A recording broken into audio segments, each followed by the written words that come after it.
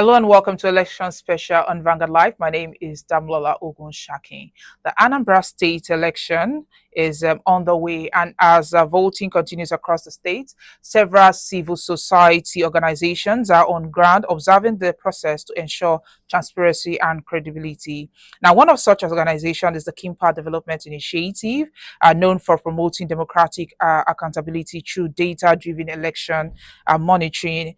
And joining me now is Umar Muhammed is a senior program manager KDI who is currently in Anambra monitoring the election with their team and also the situation room. Thank you for joining us, Umar. All right. First of all, can you tell us what Kimpa Development Initiative is currently doing in Anambra State, and how are you monitoring the election? Yeah, thank you very much. Just as you have earlier mentioned, Impact Development Initiative is a non-governmental organization that is focused on credible election. We have deployed long-time observer for this election, gathering data since April this year.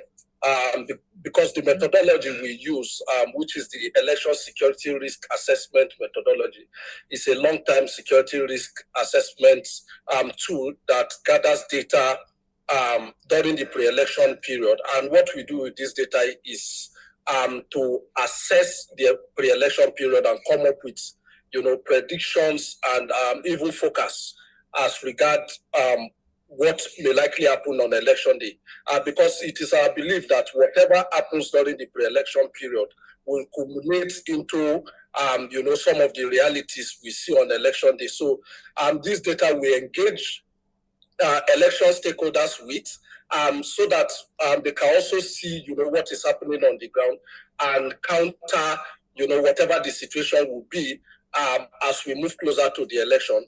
Our hotspot mapping is in our Ezra report, which we released and we have shared with election stakeholders.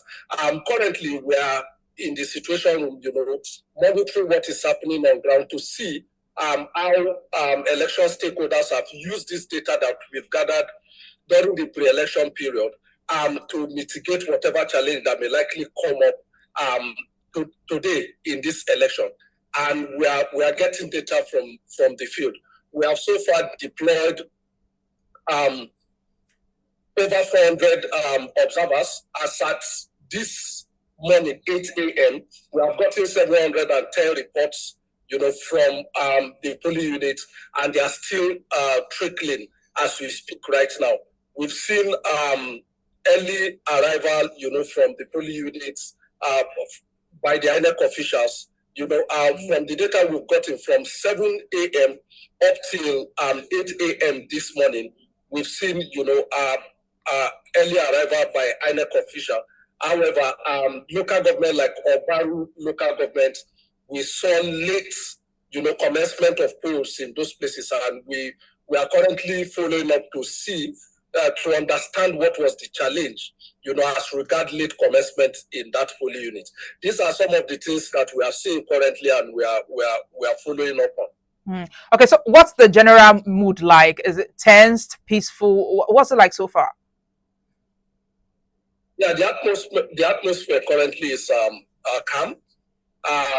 Pocket of violence reports here and there, and this violence, two of the three violence reports that we've gotten so far, two has to do with a ballot box snatching, which security agencies intercepted, and they were able to collect, the ballot box.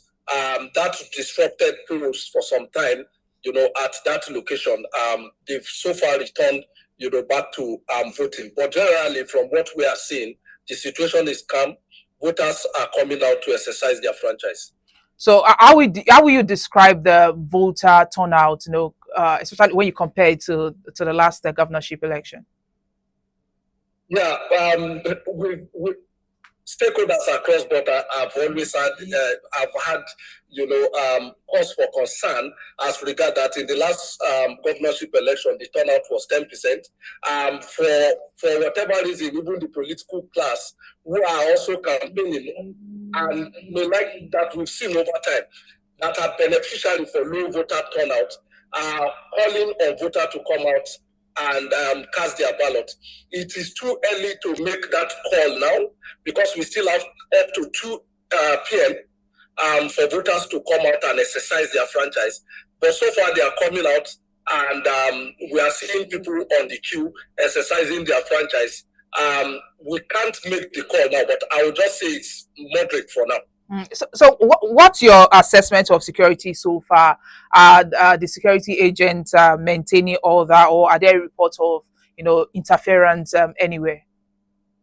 Yeah, so we've not had reports as regards security interference, but so far from the information we got, while paying visit to the security agencies and some of their reports they put out, we learned that security agency deployment will be 40,000 for this election. But we've seen a couple of polling units where we saw just one security agent. And the major challenge during our stakeholder briefing yesterday, we mentioned categorically that even if there is deployment of 40,000 security agencies, there may be high concentration in the urban areas, which we have put out, and we have also spoken to security agencies as regard this worry that we have raised. However, in selected polling units in parts of the rural areas, we've seen just one security agent, police officer, most especially. So we tend to beg, for answer as regard where the 40,000 security agents were deployed.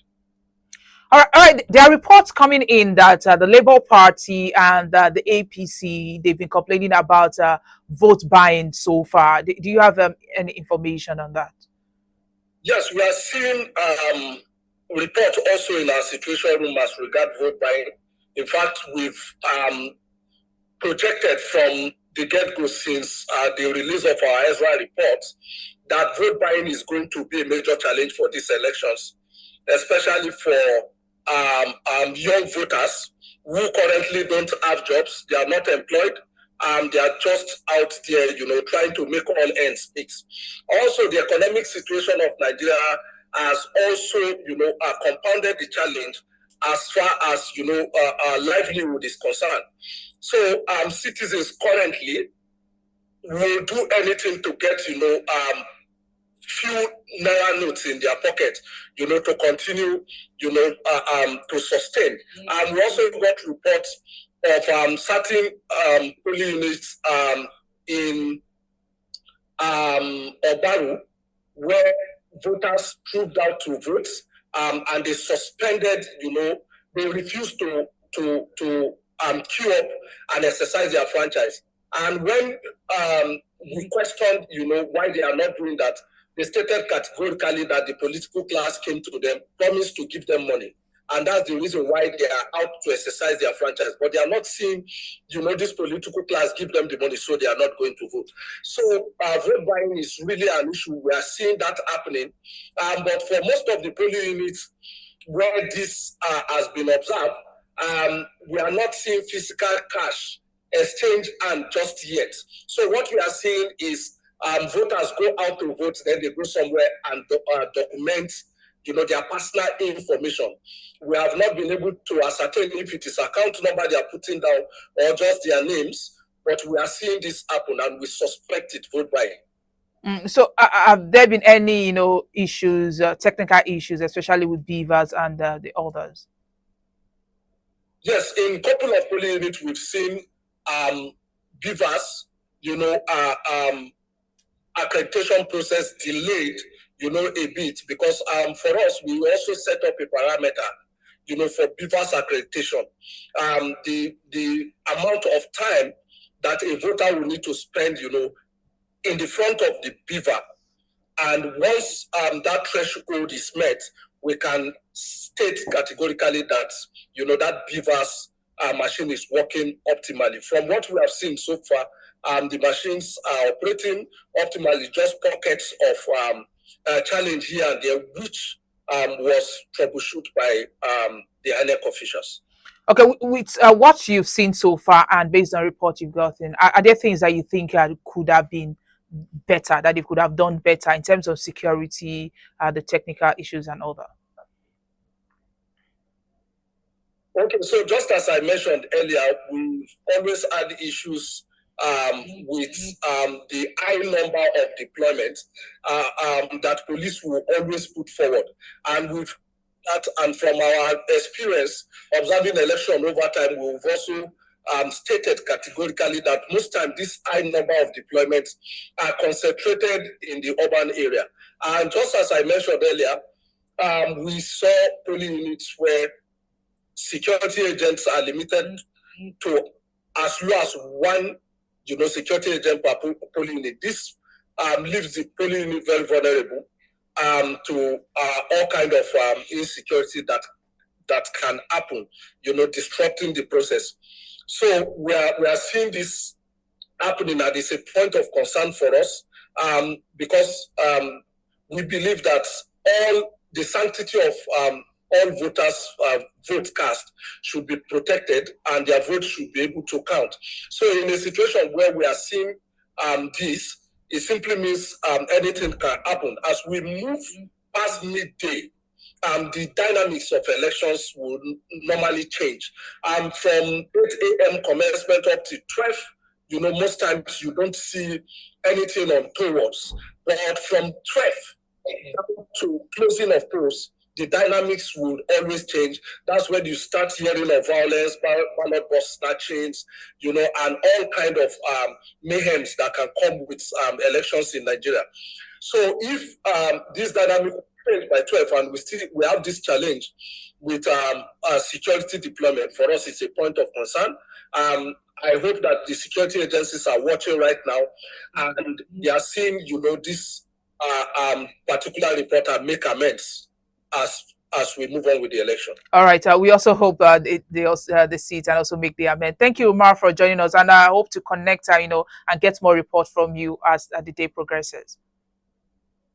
Thank you very much for having me. Yes, and that's Umar Muhammed. He just shared insight from the ongoing ground observation of today's election in Anambra State. And of course, don't go anywhere. We still have more information coming up based on the elections. My name is Damlola Ogunshaki. Do want to like and follow us on all our social media platforms showing on your screen. You can also visit our website www.vanguardngl.com. We'll be back.